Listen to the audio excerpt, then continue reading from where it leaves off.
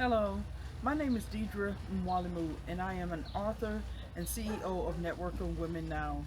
This is Creatives and Culture.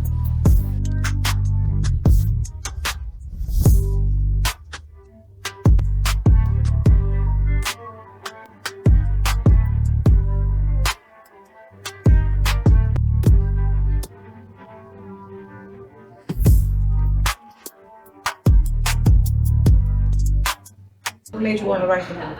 I think it's kind of twofold because I've always been the person in the family to collect stories, and one way or another, just make sure that the family was able to access the stories. So one part is I wrote it for my nieces for them to understand that you come from a long line of powerful women who, ran households, who ran communities, who ran the church.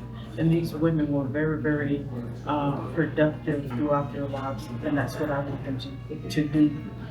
And the thing about it's like no matter what your circumstances are, you can always work through it. And the other part was because the work that I do now, my mother was not able to, see it with me. Even if, once I come back from my trips, my projects, to see it on film, to see pictures of her, she wasn't able to see it when she passed away. And I was the only one of her children in the room with her when she passed away. It was like I always say, it felt like the planet cracked in my head. And I just was, grief stricken for a while, but the way I got through it was to put myself into this work that I do. And so it dawned on me after she passed away that I go around the world listening to women talk about their reproductive health challenges or, like their, but I never told my story or my mother's story or her mother's story. And so I wanted to share that because I think it's important. Mm. It is because a lot of people, especially in our community, I think it's taboo to talk about some of the topics that you referenced in the book. So, with the book and with your experiences, is that what led you to network with women? Well, it's been a journey. It's like I just stumbled upon this. I remember taking a trip. So when I was undergraduate, I took three study abroad trips. One was to Barbados, and then I went to South Africa and Brazil. And I've always worked with nonprofit organizations that cater to women and children. So that was like some 20 years ago. So I was always um, a project or interest in programs that really dealt with women and children. So um, getting to network with women now is just a natural progress of what I normally do. Mm-hmm. And so, when you work with the youth and the community, how do you judge who you're going to work with? How do you get the message out so that to the right people? Because I know sometimes people like talking about the topics that you talk about, dealing with kids and hygiene, and especially with these generations, they don't really think of that as important. How do you transition into that? I think most of what is happening now is word of mouth. I think Network with Women Now is the only organization that offers a sustainable solution to meeting the needs of personal hygiene, reproductive education. So we do have a curriculum that we teach not only girls, we just develop one with boys for boys as well. Nice, that's good. But it cuts across the board. It's just not for children, it's for women, it's for fathers who have daughters, it's for men. That's what I was gonna ask you because I'm like, how do you get men involved? Because a lot of times when you start talking about women in our cycle, things men kind of shy away. So they're like, that's a girl's issue. That's not a guy's issue. How do you even get the men involved?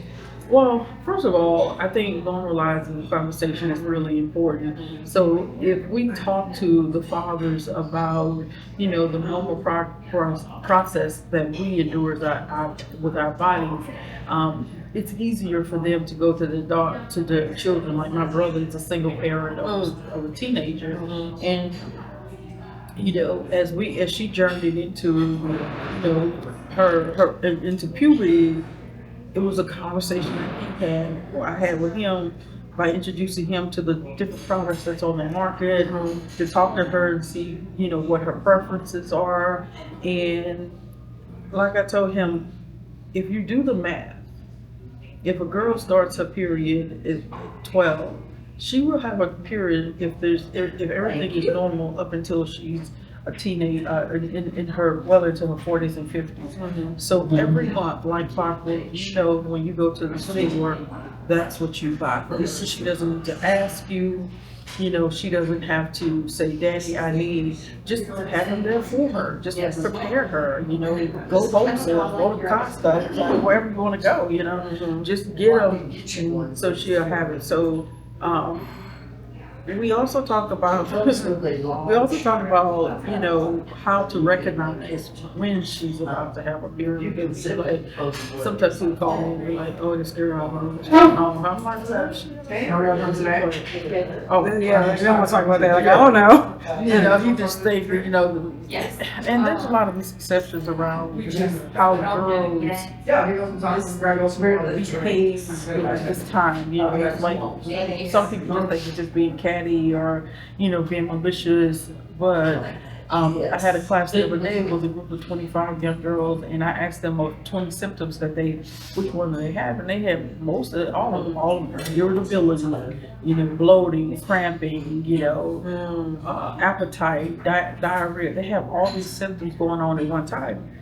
So sometimes it's hard for them to articulate What they're feeling. That's right. Yeah. So in your book, you give your story, but then you also, with your nonprofit side, your community work, you're not only sharing your story, but also educating the community on how to deal with each other. Because I know that's a difficult thing, especially with so many broken families right now. Just being able to forge those conversations, those natural conversations.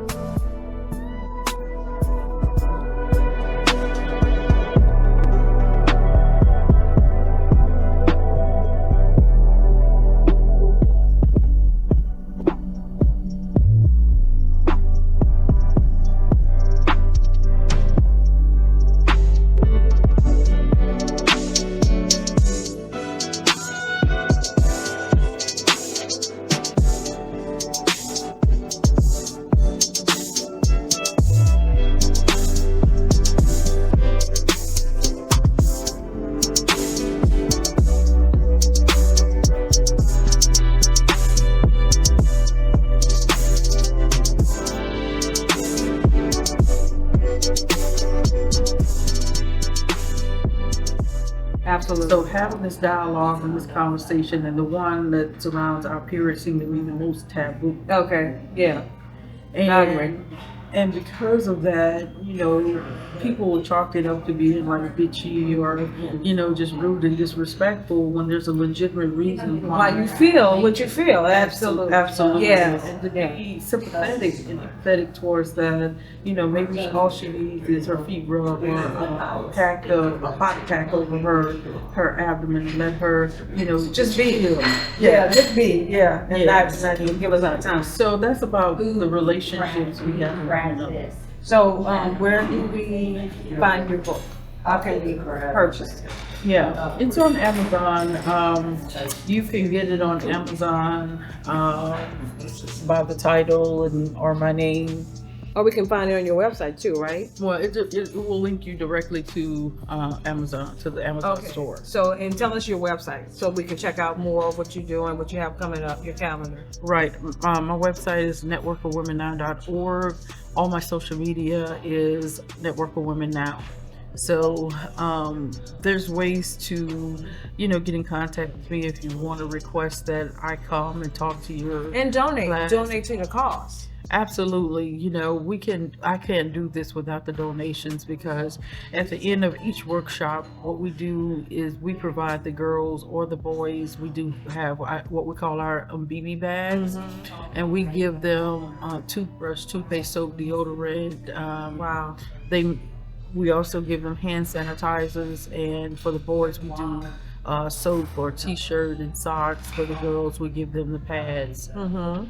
So those donations come directly to me, and I give it directly to them. We can't keep them enough because there's so many young people in need. Yes, yes. So you're looking for partnerships, collaborations as well? Absolutely. Okay. We're looking to partner with organizations that has a direct link with the community. And a real track record, actual track record. Yeah, actually, yes, you're right, an actual track record, because that's important, because I try to eliminate the third party. It's like when you contract me to come, I'm in front of the participants and the students, and when they leave, I put products in their hands so they can take it home with them. So that's why I'm happy with the partnerships that we've had thus far. Okay, thank you so much, Deidra. Every setback to set up, that's what I learned to see. Through the doubt into doubt, I found the strength in me. Critics can't quit now, but I've been left ground. Got my eyes on the prize, giving fears behind. Each failure's a lesson, each fall makes me rise. Build a strength in silence while I spread their lies. Started from the bottom, now I'm climbing high. Dreams with you over fire, watch me touch the sky.